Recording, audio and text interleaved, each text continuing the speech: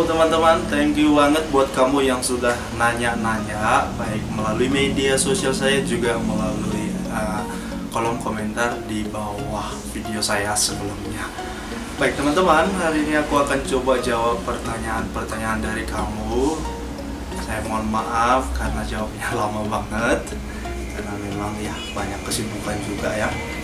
Baik, untuk pertanyaan pertama, berapa tahun lamanya proses pendidikan menjadi imam kapusin? Nah, proses pendidikannya kalau kita hitung-hitung tuh bisa sampai sekitar 11 tahun. Kalau kita hitung dia mulai tamat seminari menengah ya.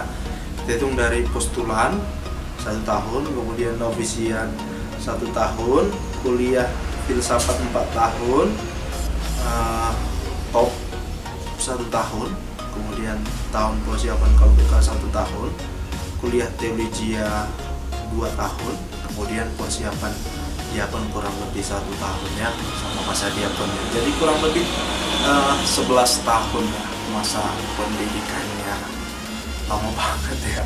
Maka kalau ditanya orang masih lama enggak gitu, kita jawabnya mikir gitu kan, lama banget. Tapi nggak apa, di situ mau diuji ya.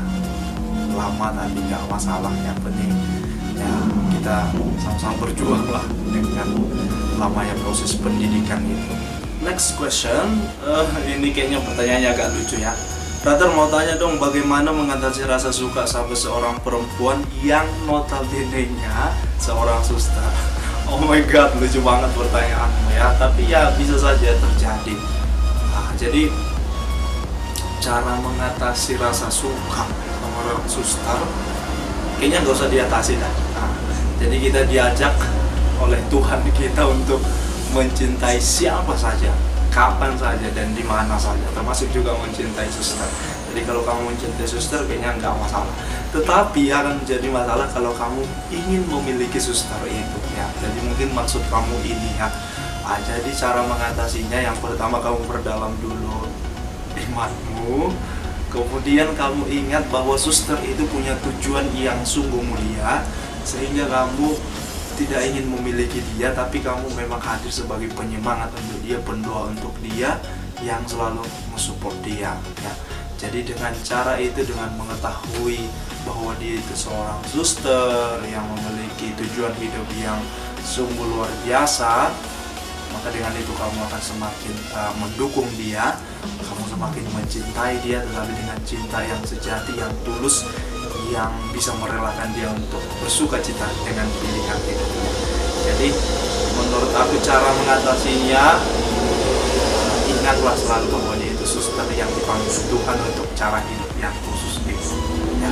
Maka jangan takut untuk mencintai siapa saja, termasuk juga suster itu, tapi murnikanlah rasa cinta. Mana caranya bisa pede nyanyi di tempat umum?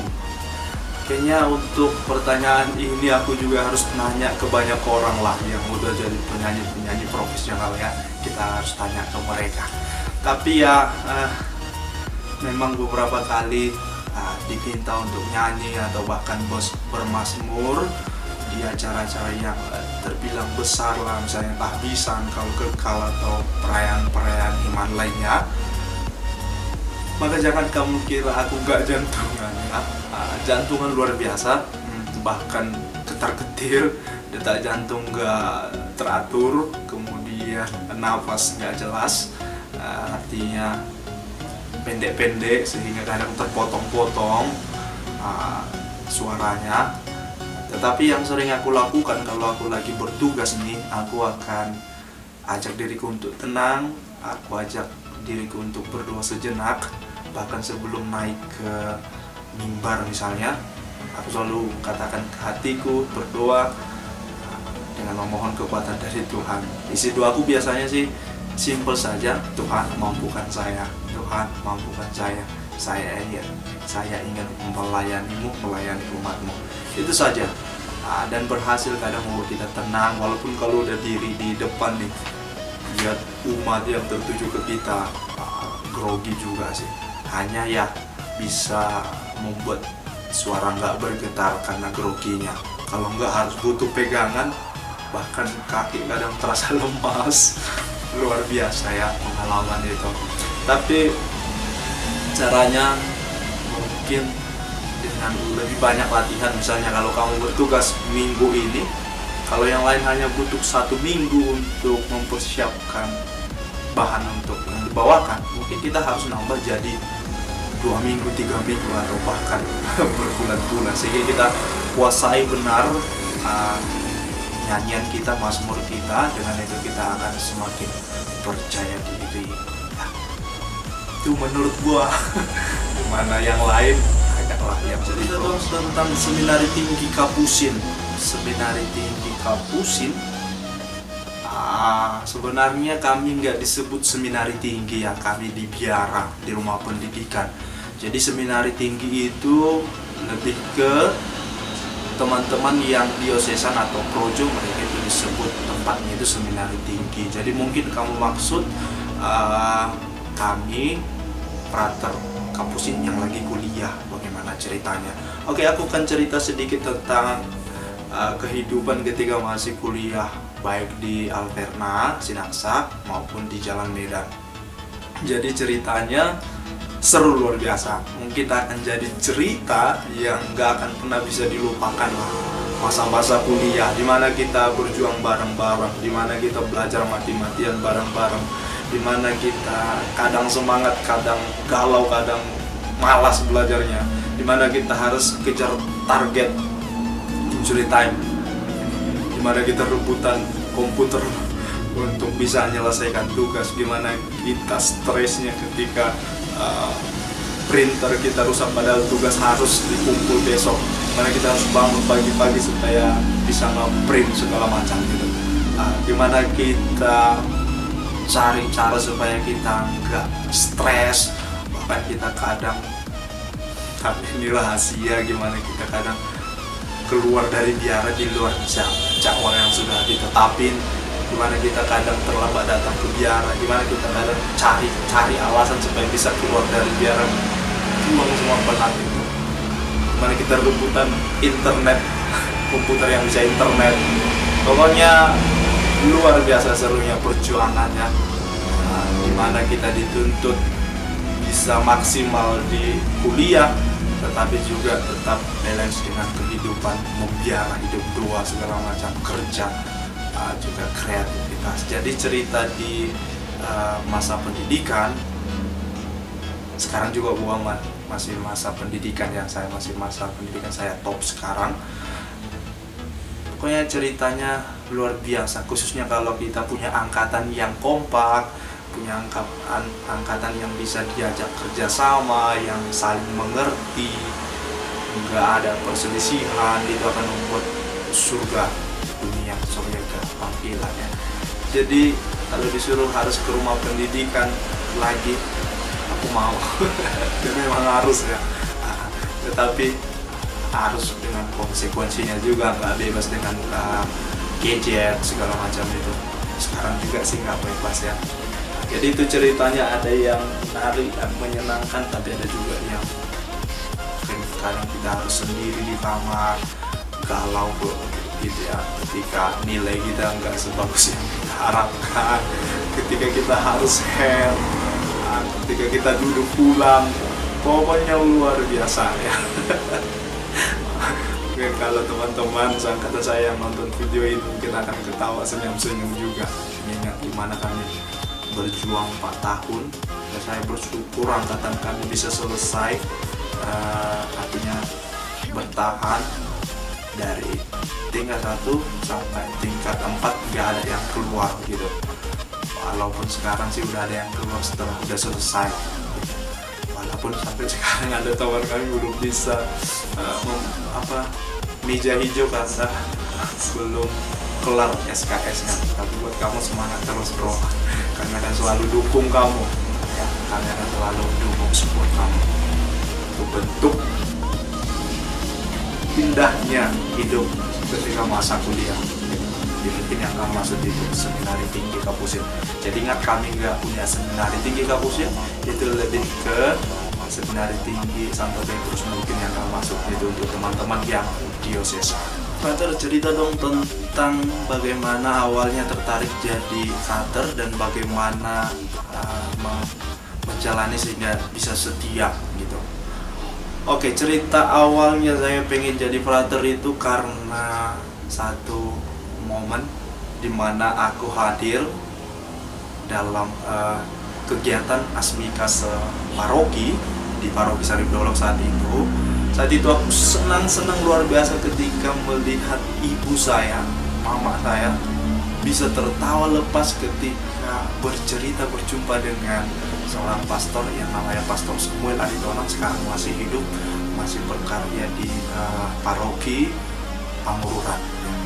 Mana mama saya itu tertawa lepas, sepertinya dia lupa beban hidupnya, lupa dia bawa rumah kambing jauh, lupa dia bawa mungkin beras kambing gak lagi untuk dimasak, lupa dia bawa kerjaan di ladang banyak luar biasa.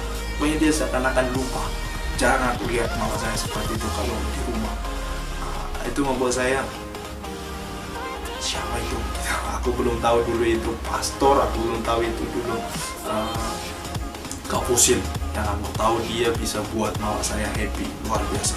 Kemudian masih di acara yang sama, aku lihat pastor itu ketika nyumbang seorang anak kecil yang kayaknya saat itu belum sekolah lah, ketika ada hiburan dari stasi yang lain, adik kecil itu nari dengan gaya yang lucu, kemudian pastor itu datang nyumbang ke depan, kemudian semua yang di tangan anak adik tadi pastor itu masukin ke kantong adik kecil itu sehingga dia bawa pulang. Nah, kemudian pas pastor itu nyanyi, ada hiburan nih dari pastor. Biasanya sebelum selesai acara, pastor itu nyanyi, saya dulu lagunya ketipak ketipung suara gendang bertalu-talu. Nah, dengan suaranya dan banyak yang nyumbang. Nah, ketika adik kecil tadi yang aku lihat pas nari itu, dia datang menyumbang pastor itu. Pastor itu buat aksi yang lebih gila lagi. Dia ambil hampir setengah dari sumbangan yang ada di kotaknya itu, dia ambil gitu aja, langsung dia masukkan lagi ke kantong adik kecil itu. Oh my god, ini orang siapa sih gitu. Nah, jadi itu membuat saya kagum luar biasa, dan saat itu juga aku berkata kepada diri saya mau seperti dia gitu. Dan ketika aku sampaikan itu kepada ibu saya setelah pulang di rumah, ibu saya hanya senyum-senyum ketawa, mungkin pikirnya halu anak kecil nih. Nah, jadi awalnya itu kemudian didukung oleh keluarga kami yang memang aktif banget di gereja. Jadi dulu waktu kecil saya harus ke gereja tiap hari Minggu. Kalau nggak ke gereja, saya harus pilih ke gereja atau ke ladang. Nah, aku pilih ke gereja dong. Kemudian ketika SMP saya sering ke seminari menengah karena memang di situ abang saya juga sekolah di situ. Sekarang abang saya udah jadi pastor. Nah, dengan itu semakin kenal kan seminari calon pastor, dan begitu terus berlanjut dan akhirnya aku memilih jadi Kapusin karena memang aku awalnya tertarik dengan sosok yang ternyata adalah Kapusin. Nah, bagaimana caranya mengatasi perjuangan selama frater masa pendidikan?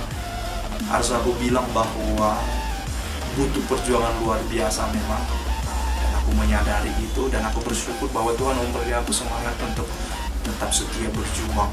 Caranya saya selalu mengajak diri saya untuk positive thinking, selalu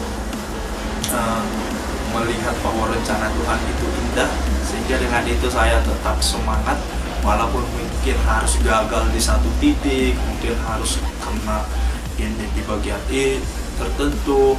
Itu nggak membuat saya down, tetapi itu mengajak saya untuk semakin refleksi, melihat ya mungkin dengan cara ini Tuhan hendak menguatkan saya. Maka segala beban, segala perjuangan saya maknai sebagai bagian dari hidup dan rahmat dari Tuhan. Dengan itu saya selalu bisa bersuka cita, saya selalu bisa bersyukur dalam situasi hidup saya. Sok kali gue. Apa sih bedanya Ordo Kapusin dengan ordo yang lain? Ya, dari namanya sudah beda. Misalnya ada Kapusin, ada konventual, Karmel, SPD, Saveria, Omi, Essex, kemudian SSCC, MSF, dan banyak luar biasa. Jadi ini sebenarnya kekayaan yang harus kita syukuri bahwa begitu banyak kelompok-kelompok yang mengkhususkan diri untuk melayani di gereja Tuhan ya. Tetapi yang membedakan Kapusin dengan yang lain, kamu bisa lihat dari jubahnya, kamu bisa lihat dari karya-karyanya, kamu bisa lihat dari semangat hidupnya, kamu bisa lihat dari santo yang orang-orang kudus yang mereka ikuti semangatnya. Kami Kapusin dengan jubah coklat, kemudian tali putih ini disebut tali kompor, enggak? Ini disebut singal dengan 3 simpulnya, 1, 2, 3 menunjukkan ketiga kaulnya. Kemudian bentuk jubah menyerupai salib, dia terbuat dari bahan yang pada dasarnya, pada awalnya itu dari bahan yang sangat kasar dan murah, bahkan tidak berharga lah, dari goni, menunjukkan kehinaan, kesederhanaan. Kemudian dari karismanya, kalau Kapusin itu sendiri kami diajak untuk bersaudara dan hidup dina ya, sederhana. Jadi itu dimana saja kami selalu menunjukkan persaudaraan kami yang dekat karena ikatan cinta, sehingga kami bisa masuk dari satu orang ke orang yang lain dan tidak canggung gitulah ya. Kemudian dengan kedinaan kami bisa lebih dekat dengan siapa saja, orang-orang kecil, orang-orang sederhana. Jadi sungguh bisa dirasakan umat di sekitar kami yang kami layani. Bisa juga lihat dari proses pendidikannya, aku sudah ceritakan tadi bahwa beda tahap-tahapnya, walaupun enggak menunjukkan perbedaan yang begitu signifikan gitu ya. Kemudian kamu bisa lihat juga dari hal-hal lain ya. Jadi nggak usah fokus untuk melihat perbedaannya, semua pasti punya ciri khas yang saling memperkaya ya. Nah, ketika kamu melihat hal itu, kamu akan terbantu untuk nggak banding-bandingin yang ini, karena tujuan kita sama, tujuan kami sama, yaitu untuk melayani ya. Teman-teman, thank you banget buat kamu yang sudah nanya-nanya ke kami. Kiranya jawaban-jawaban yang kami berikan sungguh menjawab pertanyaan kamu. Bagi pertanyaan yang belum bisa kami jawab, kami minta maaf, mungkin kami akan jawab di next video. Buat kamu yang jawaban kami belum memuaskanmu, kami juga minta maaf. Kamu bisa tanya ulang kalau memang ada bagian-bagian tertentu belum memuaskanmu, kami terbuka untuk itu. Oke, thank you banget buat kamu yang sudah bertanya, buat kamu yang sudah subscribe channel aku, buat kamu yang sudah like video ini, buat kamu yang sudah share, komen, segala macamnya itu. Thank you banget. Kiranya dengan ini kita semakin bersyukur dalam hidup dan kita semakin bersuka cita untuk melayani siapa saja, karena dengan itu kita hendak melayani Tuhan. Oke, sampai jumpa di next video. Thank you. Salam jomblo happy.